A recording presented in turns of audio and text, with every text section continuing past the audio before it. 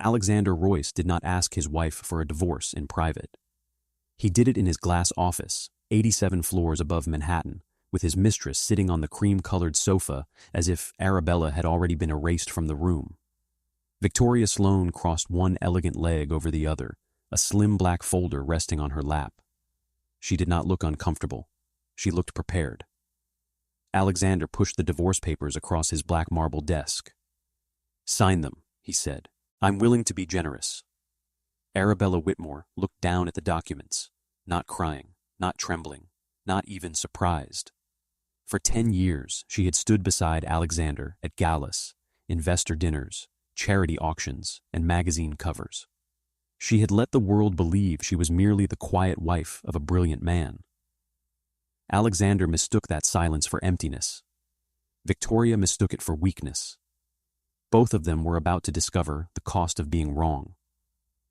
Alexander leaned back in his chair. $20 million, he said. The beach house in Nantucket, and your dignity, provided you sign the non-disclosure agreement and disappear quietly. Victoria opened the folder on her lap. The non-disclosure agreement is important, she said smoothly. Women like Arabella become unpredictable when they realize the world has moved on without them. For the first time, Arabella looked directly at her. Women like me? Victoria smiled. Women with no leverage. Alexander did not correct her. Instead, he added the final insult. If you fight this, he said, the press will know you as exactly what you are. A bitter wife trying to cash out after standing beside a man you could never understand. Victoria's smile widened. And the board will believe it, she added softly. They already do. The room went still. Alexander expected tears. Victoria expected panic. But Arabella simply picked up the pen. She signed the divorce papers with a smooth, controlled hand. Then she pushed the financial settlement back across the desk. I don't want your money, she said. Alexander's smile faded. Arabella placed the pen on top of the unsigned non-disclosure agreement.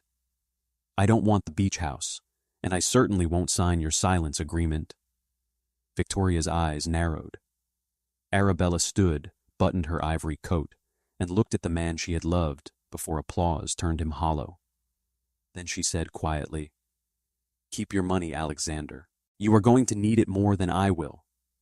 For 1 second, Alexander stared at her. Then he laughed, a sharp, arrogant laugh. You always did have too much pride for someone with nothing. Arabella did not answer. She turned and walked toward the door. She did not slam anything. She did not look back. And before she reached the private elevator, Alexander's phone began to vibrate on the desk. Once, twice, then again. His assistant's voice came through the intercom, thin and panicked. Mr. Royce, Zurich Dominion Bank is on line 1. They say the $2 billion credit facility has been frozen. Alexander stopped laughing. Victoria stood. Arabella stepped into the elevator. The doors closed in front of her calm face. And in the office behind her, the first invisible pillar holding Alexander Royce's empire began to crack. 3 hours earlier, Alexander Royce had been posing for a magazine cover. 3 hours later, he was shouting at a banker who no longer feared him. What do you mean frozen? He snapped into the phone. The voice from Zurich Dominion Bank remained professionally calm. The credit committee has suspended access to the revolving facility pending review of cross-collateral exposure. Alexander looked at Victoria. She was already behind his desk, opening files, scanning numbers, searching for a way to turn panic into language the market would tolerate. That facility has been active for 6 years, Alexander said. Yes, Mr. Royce. We draw from it every quarter. Yes, Mr. Royce. We have an acquisition closing Friday. There was a pause. That is why we recommend immediate internal liquidity review. Alexander's jaw tightened. Put Henrik Voss on the phone. Mr. Voss is unavailable. He is never unavailable to me. Another pause. He is today. The Dudie line went dead. For the first time in years, no one filled the silence for him. Victoria looked up from the screen. It could be a covenant flag, a technical review. We can fix that. Alexander pointed toward the divorce papers. She did this. Victoria almost laughed. Arabella? She walks out, and 5 minutes later, Zurich freezes $2 billion? Alexander, don't be ridiculous. Arabella doesn't have that kind of access. She probably thinks a credit facility is a room in a bank. He wanted to believe her. So he did. For 11 minutes. Then Nathan Cole entered without knocking. That was when Alexander knew the problem was worse than a misunderstanding. Nathan never entered without knocking. The chief operating officer of Royce Meridian Technologies had spent 6 years turning Alexander's promises into functioning systems. He understood what the company depended on. He understood which parts were real and which parts were confidence dressed as infrastructure. And now his face was pale. We have a liquidity problem, Nathan said. Alexander's eyes narrowed. We have a temporary bank issue. No, Nathan said. We have a liquidity problem. Victoria straightened. Explain. Nathan turned the tablet toward them. The Zurich facility was backing the Helios acquisition. Without it, escrow proof fails by Monday. If Helios walks, we lose the European port automation contracts tied to their hardware. If those contracts wobble, revenue guidance collapses before the analyst call. Alexander's face hardened. Then we replace the facility. With whom? Nathan asked. With any bank that wants our business. Nathan did not answer. That silence did more damage than the numbers. Victoria grabbed her phone. I'll call Belvedere Capital. She stepped away, speaking quickly, confidently, beautifully. Alexander watched her, trying to borrow calm from her posture. Then she lowered the phone. No answer. She tried another number, then another. By the 4th call, her confidence had begun to thin. Nathan tapped the screen. There's more. Alexander turned slowly. What? Arden Mutual just issued a reservation notice on our international transport liability coverage. Victoria froze. They can't do that. They did. Alexander's voice dropped. What does that mean? Nathan swallowed. It means they are no longer confirming coverage on certain high-risk global contracts until they review exposure tied to our financing instability. And if they don't confirm coverage? Several clients can suspend performance. Some are required to. Alexander looked toward the elevator doors where Arabella had disappeared. For the first time, her last sentence returned to him without sounding foolish. Keep your money, Alexander. You are going to need it more than I will, Victoria whispered. It's coincidence. But she no longer sounded certain, and fear, when it enters a room full of powerful people, never introduces itself loudly. It simply changes the temperature. Before that morning, Alexander Royce had been untouchable. At least, that was the story printed on magazine covers. Royce Meridian Technologies had become one of the most important logistics intelligence companies in the world. Its systems predicted supply chain disruptions before they happened. Ships moved because of its software. Ports adjusted because of its data. Governments trusted its forecasts. Investors trusted Alexander. And Alexander trusted only his own myth. I built this from nothing, he liked to say. Arabella usually stood beside him when he said it. Quiet, elegant, uncorrecting. Reporters called her mysterious. Executives called her decorative. Victoria Sloan, his chief financial officer and mistress, called her obsolete. But there was one thing none of them understood. Arabella's silence was not ignorance. It was restraint. And restraint, in the hands of the right woman, could be more dangerous than rage. For years, Alexander had believed his life was moving upward because of his own force. The glass tower, the private jet, the Lake Como villa, the interviews, the applause, the boardrooms full of men pretending not to fear him. He mistook access for conquest. He mistook courtesy for admiration. He mistook his wife's discretion for lack of influence.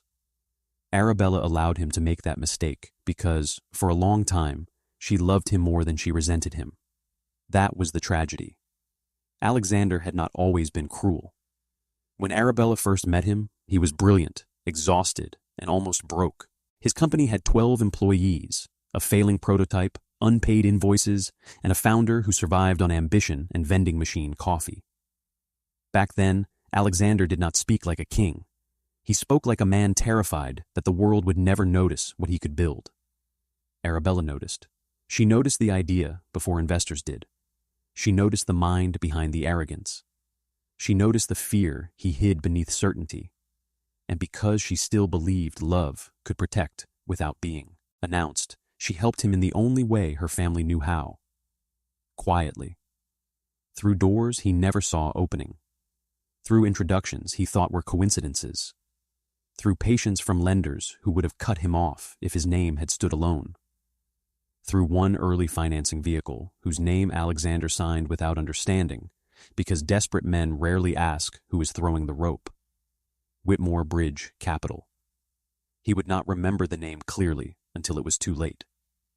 At the time, it had been just another document between him and survival. Years later, it would become the signature that proved he had never built his empire alone. But that revelation had not arrived yet. For now, Alexander stood in his office, staring at a frozen credit line, a trembling chief financial officer, and a chief operating officer who looked like he had just found the first crack in a dam. Nathan spoke first. "We need to notify legal." Alexander turned on him. "No, we need to stabilize the calls. Legal needs to know. Legal knows what I tell them." Nathan's jaw tightened. "That attitude is why this is dangerous." Victoria stepped between them. "Enough. The market doesn't know yet. We have time." Alexander looked at her. "How much?" Victoria checked the screen. "If we control the narrative, maybe 24 hours. Nathan shook his head. "If Arden Mutual confirms the coverage review in writing, some of our global clients will receive automatic notice. Then we don't have 24 hours. We have minutes." Alexander walked to the window. Below him, Manhattan moved as if nothing had changed. Cars crossed avenues. People entered buildings. Money flowed through the city in invisible rivers. He had always believed he commanded one of those rivers. Now, for the first time, he wondered who owned the banks. Victoria recovered faster than Alexander. That was her talent. Panic could pass through her body without touching her makeup. Within an hour, she had drafted 3 versions of a statement. Version 1, routine financing review. Version 2, proactive liquidity optimization. Version 3, malicious rumor denial. Alexander read them quickly. "This one," he said, pointing to the first. Nathan leaned over the desk. "It's not true. It's close enough. No, it suggests the freeze was voluntary." Victoria looked at Nathan with polished irritation. "It suggests confidence. It suggests fraud if clients rely on it." Alexander slammed the paper down. "We are not going to announce weakness because you enjoy moral clarity." Nathan looked at him. "I enjoy payroll being met." The words landed hard.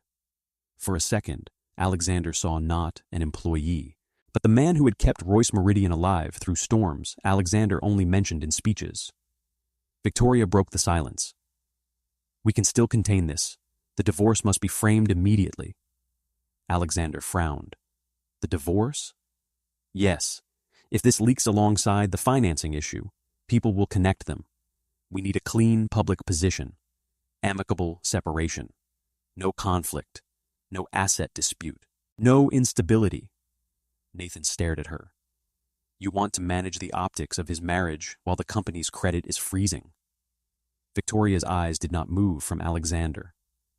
"His marriage just walked out of this office, and somehow a bank froze $2 billion. "Yes, Nathan. I want to manage the optics." Alexander nodded slowly. "Draft it." Nathan's expression hardened. "You haven't even filed yet." Victoria opened another document. "I prepared language in advance." That made the room go quiet. Alexander looked at her. "In advance?" Victoria did not apologize. "I assumed Arabella might become emotional. It was prudent." Nathan looked disgusted. "You prepared a press statement before she even knew she was being divorced?" Victoria smiled without warmth. "I prepared for risk." Alexander should have felt uneasy.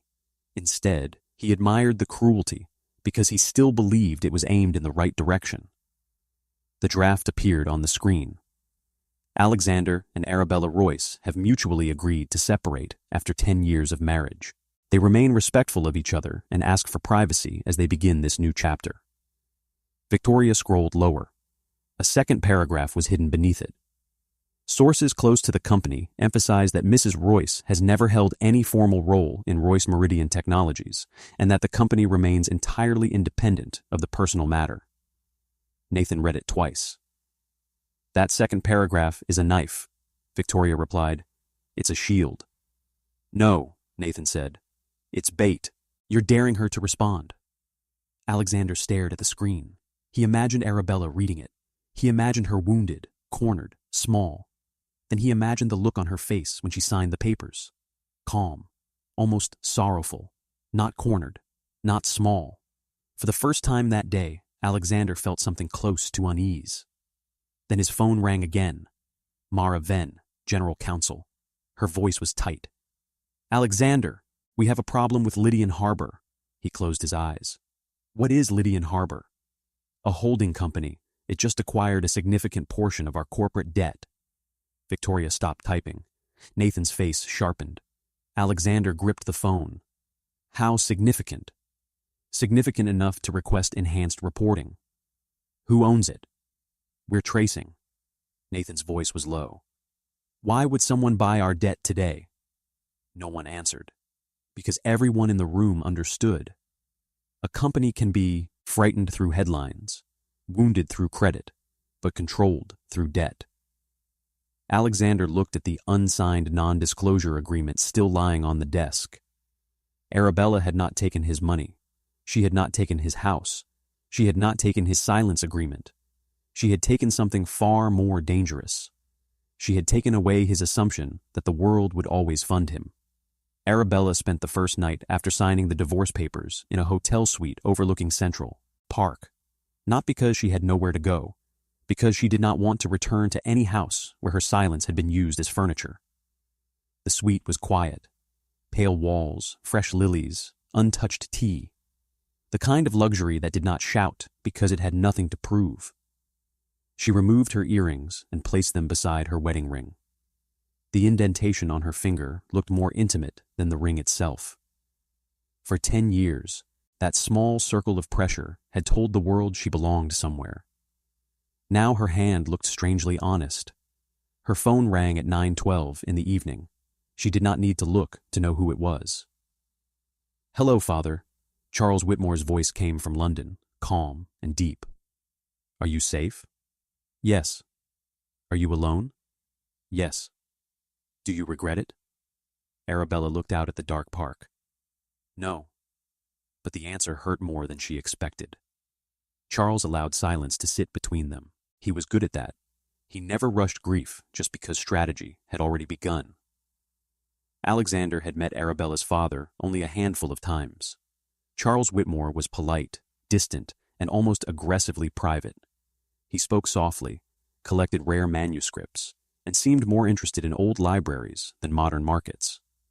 That was what the public believed. To the public, Charles Whitmore was a retired financier with a love of old books. To the people who moved nations, he was the man they called before the lights went out. Alexander had never asked why prime ministers returned Charles's calls. He had never asked why central bankers lowered their voices around him. He had never asked why old money families treated Arabella not as a guest, but as bloodline. Alexander had made the most expensive mistake arrogant men make. He assumed that because his wife did not explain her power, she did not possess any. Benedict is in New York, Charles said. I know. He has instructions to act only within the contracts. Arabella almost smiled. That was my instruction. Yes, Charles said. And it was precise. She closed her eyes. I don't want him destroyed because I am angry. No. I want him exposed because he was protected. That is different. Yes. And Victoria Sloane? Arabella opened her eyes. What about her? She is not innocent. No, Arabella said, but she did not make vows to me.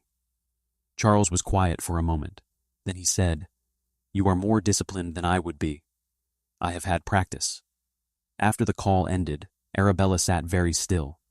Then the grief came, not dramatically, not beautifully, just honestly.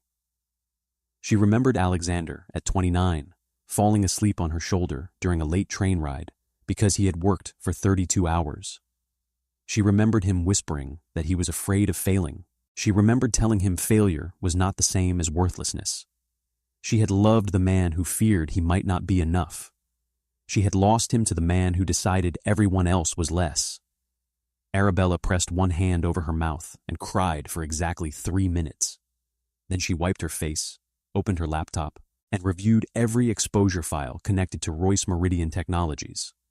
Not because she was cruel, because she was finished being sentimental in rooms where other people were sharpening knives. At midnight, Benedict Shaw arrived. He wore a dark coat, carried a leather folio, and looked like a man who could end a dynasty before breakfast without raising his voice. Arabella opened the door herself. "Mrs. Royce," he said. She looked at him. He corrected himself. "Ms. Whitmore." "Better." He entered and placed the folio on the table. The Zurich freeze was executed according to Covenant Review Authority. Arden's reservation notice is clean. Lydian Harbor's debt acquisition is complete. No breach. No overreach. Arabella nodded. And Alexander? Calling everyone who no longer takes his calls. Her face did not change. Benedict studied her. There is still time to slow this down. Arabella looked at the wedding ring on the table. For 10 years, I slowed everything down. Benedict said nothing. He humiliated me in front of her because he believed I had no leverage, she continued. Not because love ended. Love can end honestly. He did it that way because he wanted me to understand I had become small. She turned back to the window. So no, we will not slow it down. Benedict opened the folio. Then tomorrow, Mr. Royce will learn the difference between abandonment and withdrawal of support. And that was the moment Arabella's divorce became something far more dangerous than a broken marriage. It became an audit of every illusion Alexander Royce had mistaken for strength. By morning, Royce Meridian Technologies was still standing, but its shadow had changed.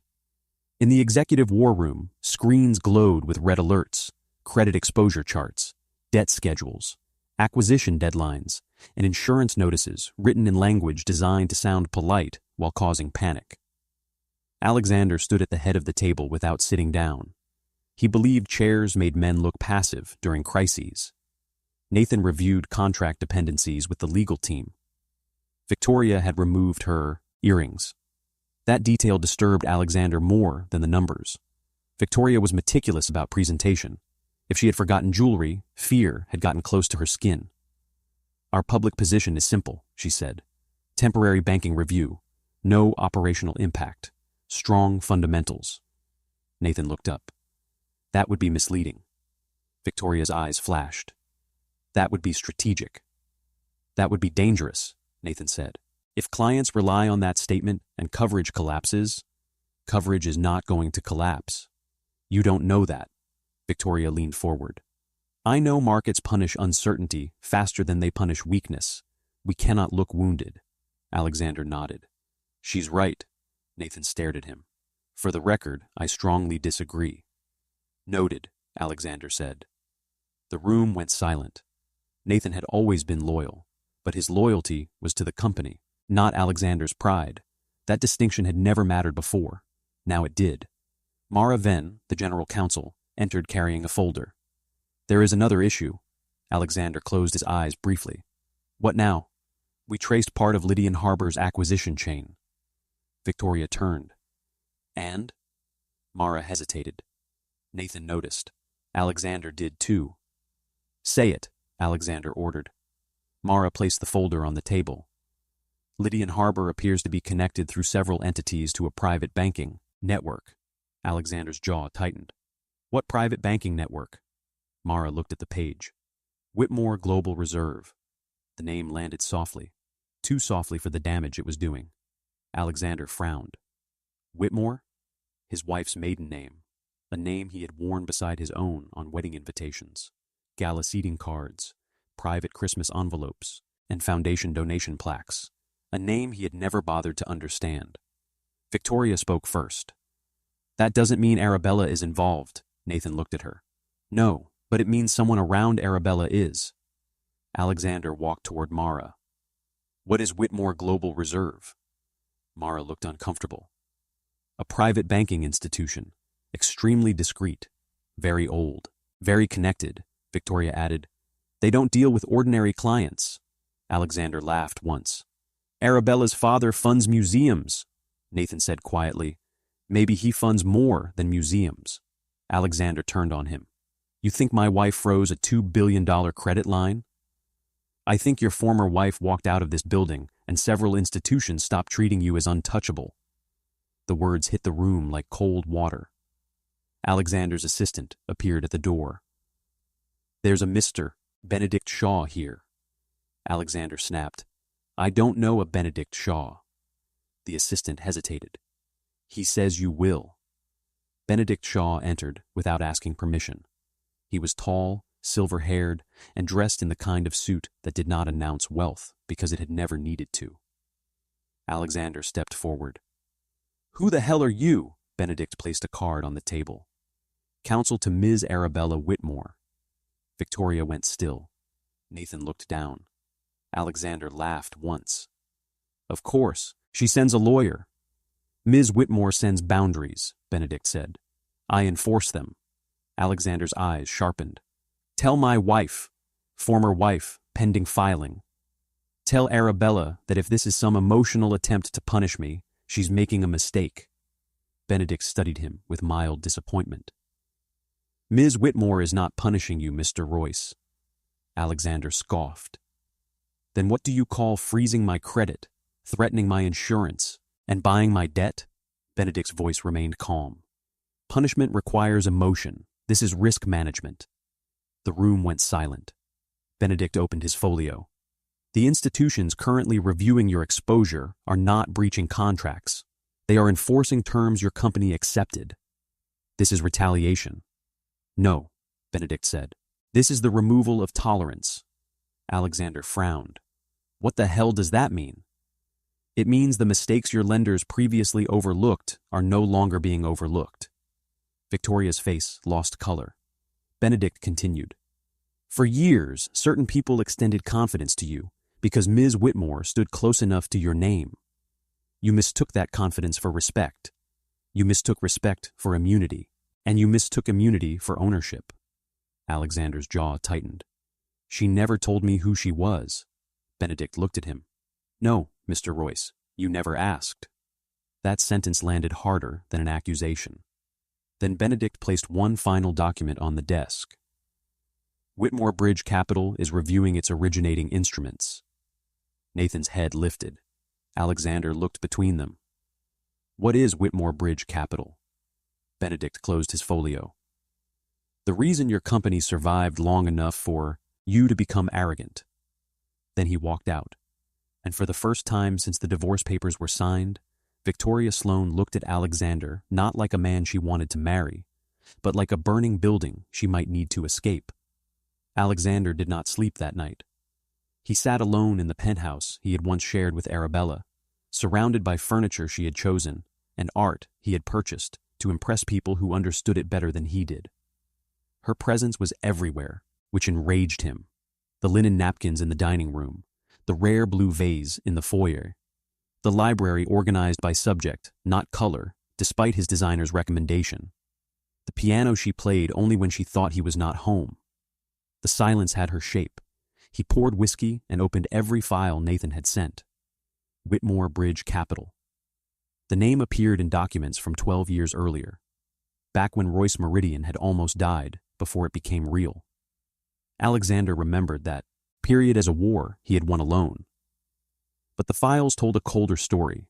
Payroll missed by 9 days, vendor defaults, a failed Series A, an acquisition offer he had rejected publicly while privately begging lenders not to seize assets, then a bridge financing agreement, $25 million, enough to stabilize the company, enough to hire the engineers who built the predictive routing engine, enough to survive. He remembered signing it. He had been young, desperate, and furious at the humiliation of needing rescue. His lawyer had told him the terms were strict but survivable. He had signed because he had no choice. He never asked who stood behind Whitmore Bridge Capital. Why would he? Money was money when you were drowning.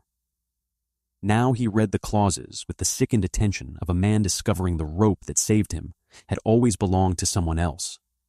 Strategic asset reversion, voting rights trigger, creditor protection upon gross negligence, collateral restoration in the event of material financial destabilization. At the time, it had all sounded theoretical, boilerplate, lawyer language. Now every sentence looked alive. His phone lit up. "Victoria," he answered. "Tell me you found something useful." On the other end, she was quiet. "Alexander, we need to discuss exposure." "Our exposure or yours?" she exhaled. "Don't start." "You were very confident when she was sitting in my office." "I was confident based on available information." "You mean based on your arrogance?" A pause. Then Victoria's voice cooled. "Be careful," he laughed bitterly. "Are you threatening me now?" "No. I am reminding you that I know where the bodies are buried." The words hung between them. Alexander stood slowly. "What does that mean?" "It means your board presentations, your revenue timing, your client dependency models, your acquisition assumptions. None of them were as clean as you like to pretend. You signed off on those numbers. As chief financial officer, under pressure from the chief executive officer." His hand tightened around the glass. "You're preparing to blame me. I'm preparing to survive." There it was, the truth beneath the perfume. Alexander looked out at the city. For years, Victoria had admired his ruthlessness. Now that ruthlessness had turned into liability. "You told me leaving Arabella would simplify my life," he said. "No," Victoria replied. "I told you removing dead weight would sharpen your image." "She wasn't dead weight." Victoria did not answer. Alexander closed his eyes. For the first time, saying it aloud felt like losing something twice. "She was the foundation." Victoria's voice became hard. "She was also your wife, and you humiliated her with me in the room. So whatever she is doing now, don't pretend you gave her no reason." The line went dead. Alexander stood motionless. Outside, Manhattan glittered like nothing terrible had happened. But by sunrise, 3 investors had requested emergency calls, 2 board members had stopped responding, and a financial columnist had posted one sentence that spread faster than any official denial.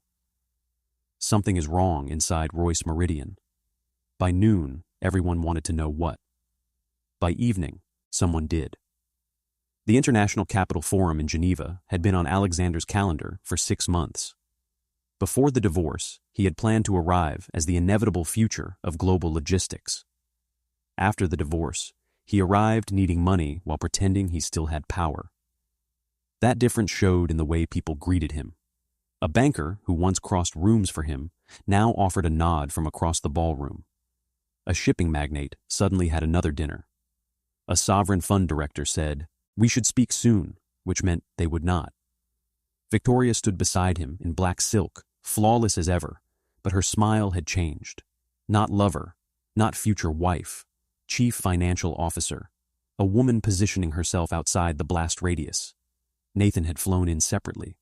He stood 3 steps behind Alexander, watching the room with the grim attention of a man tracking weather before a storm. The gala was held inside an old palace overlooking the lake. The ceilings were painted with mythological scenes of gods destroying men who mistook gifts for entitlement. Arabella would have appreciated the irony. Alexander hated that he thought of her. He hated more that he looked for her. "She won't come," Victoria said quietly. "I didn't ask." "You didn't have to." He turned toward her. "Careful, Victoria. Your fear is showing." She smiled for the room. "And yours is screaming." Before he could answer, the ballroom went quiet. Not all at once. First one conversation faded, then another. Then 100 powerful people turned toward the entrance. Arabella Whitmore walked in. No announcement was needed. She wore midnight blue couture, a single diamond brooch, and the calm expression of a woman who had never needed to raise her voice to be obeyed. Beside her walked Charles Whitmore. Behind her came bankers, fund chairs, insurers, sovereign advisors, and men Alexander had spent years trying to impress. They did not look at Arabella as though she had been invited. They looked at her as though the evening had been waiting for her. The host took the microphone. Ladies and gentlemen, it is my privilege to welcome the principal patron of this year's International Capital Forum and the incoming chairwoman of Whitmore Global Reserve, Ms. Arabella Whitmore. The applause began. Measured, deep, terrifying. Men who ignored presidents stood. Women who controlled funds the size of countries stood. Executives who had stopped answering Alexander's calls stood. And Alexander remained seated half a second too long before instinct forced him to rise. Victoria whispered, "Oh my God." Nathan said nothing. His face said enough. Alexander was not watching his ex-wife enter society. He was watching society admit it had always belonged to her. Arabella took the stage. She did not look at him. That was worse. "Thank you," she said. Her voice was soft, but the room adjusted to it. "I have spent much of my life observing the difference between visibility and influence. Visibility seeks attention. Influence accepts responsibility." Alexander felt Victoria glance at him. Arabella continued. "Capital is often described as aggressive, fast, dominating. But the most powerful capital in the world is not loud. It is patient. It studies character. It remembers who honors commitments when applause fades." The sentence struck him across the room. Still, she did not look at him. Tonight, Whitmore Global Reserve announces the formation of the Sovereign Technology Continuity Fund, a private credit platform dedicated to supporting resilient technology infrastructure, ethical artificial intelligence systems, and logistics networks that do not depend on the instability of a single executive ego. Now she looked at him, only for 1 second. That was all she needed. The room understood. Victoria understood. Nathan understood. Alexander's face burned. Arabella finished calmly. "We will finance builders who understand that trust is not a slogan. It is collateral." The applause returned. Stronger this time. Alexander barely heard it, because in that moment he understood the next move. Arabella was not merely withdrawing support from Royce Meridian. She was funding its competitors. When she stepped down from the stage, Alexander pushed through the ballroom toward her. Victoria whispered, "Don't." He ignored her. "Arabella." She stopped, not startled, not pleased, simply willing to acknowledge a voice she had once loved. "Alexander." "You could have told me," he said. Her eyes remained calm. "I did, many times." "No, you never told me you were this." "This?" she asked. He gestured at the room. "At all of this." Arabella looked around the ballroom, then back at him. "You never asked what my silence contained. You only asked that it remain convenient." His jaw tightened. "You're trying to ruin me." "No," she said. "I stopped preventing the consequences you earned. You were my wife." "Yes. Then why didn't you protect me?" For the first time, her calm sharpened. "I did, Alexander, for 10 years. He said nothing. "I protected you from creditors who thought you were reckless, from investors who thought you were overextended, from bankers who questioned your discipline, from rooms that opened because I entered them beside you." His throat moved.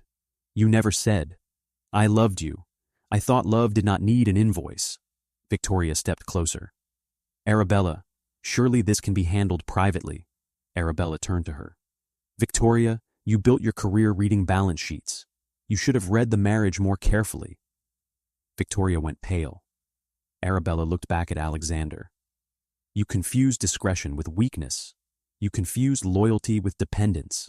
And worst of all, you confuse my silence with permission." Alexander lowered his voice. "What do you want?"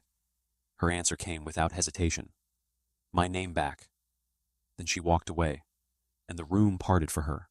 Not for him. For her. By the time Alexander returned to New York, the story had changed shape. It was no longer a private divorce. It was no longer a banking review. It was a question whispered in every room that had once welcomed him. How much of Royce Meridian had actually been Royce? The board called an emergency meeting. Alexander arrived late, which he intended as a power move. No one stood. That was the first sign. The second was that Nathan had taken the seat beside the independent chair, rather than beside him. Victoria was present by video, claiming she had a regulatory call. Alexander knew better. She was creating a record of distance. The independent chair, Evelyn Marr, opened with no pleasantries. We need to discuss financing instability, debt concentration, insurance exposure, and reputational damage. Alexander dropped into his chair. We need to discuss betrayal. Evelyn looked at him. We are. A few directors lowered their eyes. Alexander's mouth tightened. Arabella is orchestrating this because I divorced her. Mara, Venn spoke carefully. Based on the documents reviewed, the actions taken by relevant institutions appear to fall within contractual rights. Everyone keeps saying contractual like that makes it moral. Nathan looked at him. You built a company that enforces penalties on clients who miss delivery windows by 6 minutes. Alexander turned on him. Do not lecture me. I'm not lecturing you. I'm asking whether you understand the machine you built works both ways. The room went still. Evelyn folded her hands. Alexander, the board needs assurance that you can stabilize the company. I can. With what capital? He paused. Multiple parties are interested. Names. He said nothing. Terms? Silence. Binding commitments? His face hardened. Victoria's face on the screen remained perfectly composed. Evelyn continued. Then we must consider interim governance. Protections. Alexander laughed. You want to remove me? No, we want to prevent your personal crisis from becoming a corporate fatality. My personal crisis? Evelyn's voice turned cold. You signed divorce documents in your corporate office with your chief financial officer and mistress present. 48 hours later, critical financing support froze, insurance confidence weakened, debt changed hands, and the incoming chairwoman of Whitmore Global Reserve announced a fund aimed directly at our market. Yes, Alexander, your personal crisis. No one defended him. That was the moment he began to understand power leaving a room. It did not storm out. It simply stopped answering when called. The board voted to establish a special committee. Alexander called it unnecessary. The vote passed anyway. Outside the boardroom, he found Nathan standing alone near the windows. You enjoyed that, Alexander said. Nathan looked tired. No. Don't lie. I have spent 6 years keeping your promises operational while you made them impossible. I didn't enjoy watching the bill arrive. Alexander's eyes narrowed. Are you with them? Nathan stared at him. I'm with the company. I am the company. No, Nathan said. That may be the first mistake. Alexander stepped closer. Careful. Nathan did not move. You once told me logistics is about knowing what everything depends on. You forgot to apply that to your own life. Alexander shoved past him, but the sentence followed him down the hall. Everything depends on something. And Alexander had just divorced the woman who knew exactly what he depended on. The restructuring hearing was not technically a trial, but it felt like one. The room was private, paneled in dark wood, and filled with lawyers who charged by the minute to say nothing accidentally. Alexander sat at one end of the table with his legal team. The board's special committee sat across from him. Nathan was present as chief operating officer. Mara Venn looked like she had not slept in days. At the far end sat Benedict Shaw, calm as a locked door. Arabella was not there. Alexander hated that. He had prepared speeches for her, accusations, questions, perhaps even apologies, though he had not decided how much sincerity they would require. But she had denied him an audience. Again. Evelyn Marr opened the session. We are here to address creditor demands, restructuring options, and strategic asset protection in light of continuing defaults and liquidity impairment. Alexander's attorney, Paul Drayton, leaned forward. My client rejects any characterization of gross negligence. Benedict opened a folder. No one asked him to accept it. Paul stiffened. Benedict placed several documents on the table. The original financing instrument, dated 12 years ago, between Royce Meridian Systems, predecessor to Royce Meridian Technologies, and Whitmore Bridge Capital. Alexander stared at the papers. He had seen them already. But seeing them here, in the hands of Arabella's lawyer, made the past feel staged against him. Benedict continued. That financing was extended when Mr. Royce's company was insolvent by every meaningful private standard. Alexander snapped. That is not accurate. Benedict glanced at a page.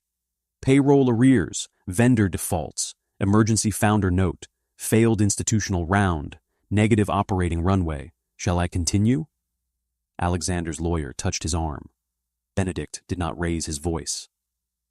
The funding preserved the company. In exchange, Whitmore Bridge Capital received protective rights, including contingent reversion interests in strategic assets, emergency voting rights under defined default conditions, and enhanced remedies in the event of gross managerial negligence creating material harm to senior creditors. Paul said, those clauses were never intended to survive later financing rounds. They were expressly preserved. Mara closed her eyes. She knew. Everyone knew. Benedict slid copies across the table. Here, here, and here. Nathan read the document in front of him. His jaw tightened. Alexander looked at Mara. Did you know about this? Mara's face was gray. I knew the clauses existed. They were considered dormant because the triggering conditions were unlikely under normal financing stability. Benedict looked at Alexander. Normal financing stability has ended. Paul Drayton tried again. The alleged instability was caused by coordinated action from entities linked to the creditor. Benedict nodded once. Incorrect. The instability was caused by leverage, misrepresentation of resilience, failed acquisition dependency, insurance reassessment, and executive conduct undermining creditor confidence. Alexander slammed his hand on the table. Executive conduct? Say what you mean. Benedict looked directly at him. You humiliated the incoming chairwoman of the institution, whose extended network had supported your credit credibility for a decade. You did so in front of your chief financial officer, with whom you were engaged in an undisclosed personal relationship, creating governance, reputational, and conflict exposure. You then attempted to contact lenders using influence you no longer possessed and failed to secure replacement liquidity. The room was silent. Benedict turned a page. In simpler terms, Mr. Royce, you confused personal arrogance with corporate immunity. Alexander rose from his chair. This is theft. Evelyn's voice cut through the room. Sit down, Alexander. He stared at her. The board chair did not blink. Slowly, he sat. Benedict continued. Whitmore Bridge Capital seeks enforcement of its protective rights. Paul objected. The committee reviewed. Lawyers argued. Clauses were read aloud. Dates were verified. Signatures confirmed. Alexander's signature appeared again and again, the bottom of pages he had once treated as obstacles between himself and survival. Each one now returned like a witness. Finally, after hours, Evelyn Marr addressed the room. The special committee recognizes the validity of the creditor protections and will comply with the enforcement framework, pending final procedural review. Alexander did not understand the sentence at first. Then he did. Control had moved, not metaphorically, legally. The predictive routing patents, the strategic voting block, the emergency oversight rights, the collateral channels tied to international contracts. The foundation stones of Royce Meridian were no longer under his hand. He turned to Benedict. Arabella owned Whitmore Bridge. Benedict corrected him. Arabella authorized Whitmore Bridge. Alexander's face emptied. She saved me. No one spoke. The truth was too large for the room. She saved me, he repeated, softer. Benedict closed his folder. Yes. Alexander looked down at his own signature. And I called her a woman who never built anything. For once, Benedict did not correct him. He did not need to. The fall of Alexander Royce did not happen in one dramatic explosion. It happened through 3 humiliations so precise they felt surgical. First, he was removed as chief executive officer. The announcement called it a leadership transition. No one believed that. Nathan Cole was appointed interim operating chief under creditor supervision, and his first act was not to speak to investors or charm the press. It was to stand in the company cafeteria and tell the employees their salaries would be paid. The staff applauded him. Alexander watched the video alone on his phone. They had never applauded him like that. They had feared him, admired him, quoted him in interviews. but they had never trusted him to protect them. That was the first loss. The second was Victoria. She vanished with the elegance of a woman who had packed before the fire reached her floor. Her resignation arrived through counsel at 6:14 in the morning, copied to the board's special committee, and written in language designed to make her look distant from every decision she had once encouraged. Alexander called her 17 times. On the 18th, she answered. "Do not call me again," she said. "You don't get to leave like this," he snapped. "I already have. You stood in my office while I divorced my wife." "Yes." "You smiled while she was humiliated." "Yes." "And now you're pretending you're above the wreckage?" Victoria's voice sharpened. "I'm not pretending. I'm leaving before you drag me under it. You told me she was nothing." "No, Alexander. I told you she looked like nothing to men who require women to announce themselves. That was your blind spot, not mine." His grip tightened around the phone. "You wanted her place." "Yes," Victoria said. "I wanted the life I thought she was wasting. The rooms, the name, the social ease, the proximity to power. But Arabella did not have proximity to power. She had power." The silence after that was colder than insult. "You're running," he said. "I'm surviving. I need you." "No," Victoria said. "You need someone standing beside you so the world thinks you are not alone." Then she ended the call. By noon, her resignation was public. By evening, every serious person in finance understood what it meant. Victoria Sloan had not left a man. She had abandoned a sinking asset. That was the second loss. The third was the house. Not the company tower. Not the jet. Not the invitations. The house. The penthouse where Arabella had chosen the books, softened the rooms, hosted dinners Alexander had taken credit for, and placed fresh flowers in spaces he believed had always been warm by accident. It had been purchased through debt, refinanced through confidence, and protected by the same network Alexander had mistaken for his own invincibility. Once Royce Meridian's stability collapsed, the personal guarantees surfaced. The bank requested repayment. His attorneys negotiated. The bank declined. A notice arrived in a thick envelope. Foreclosure proceedings. Alexander read it standing beneath the chandelier Arabella had always hated. She had once told him the light was too cold. He had bought it anyway because an architect said it looked powerful. Now that cold light spilled across the paper, telling him he was losing the home she had spent 10 years making human. That was the third loss. And after that, the headlines no longer mattered. The whispers no longer mattered. The canceled invitations no longer mattered. Because for the first time in his adult life, Alexander Royce understood that losing power was not the same as losing noise. Power left quietly, just as Arabella had. 3 months after the restructuring, Alexander saw her again, not at a gala, not in a boardroom, inside the townhouse they had once shared. He had come because his attorneys told him he was entitled to collect certain personal items before the property transferred fully out of his control. He expected staff, maybe Benedict. Instead, Arabella stood in the library, wearing a simple cream blouse and dark trousers, overseeing the removal of several crates of books. For a moment, neither spoke. The room smelled of cedar, paper, and rain. Alexander looked older, not dramatically ruined, not dirty, not broken in the cheap way of tabloids. He still wore an expensive coat. His shoes were polished, his face was shaved, but the certainty had left him. Without certainty, he seemed smaller than his clothes. Arabella turned to the movers. "Give us a moment, please." They left. Alexander looked around the library. "You're taking the books?" "They were mine." A bitter half-smile crossed his face. "I suppose everything was." "No," she said, "not everything." The answer wounded more because it was fair. He stepped toward the piano. "You still play?" "Yes." "I used to like hearing you." Arabella looked at him. "You used to ask me to stop when you had calls."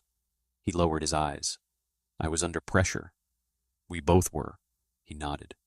The silence stretched between them, filled with 10 years of things he had not heard, because hearing them would have required humility.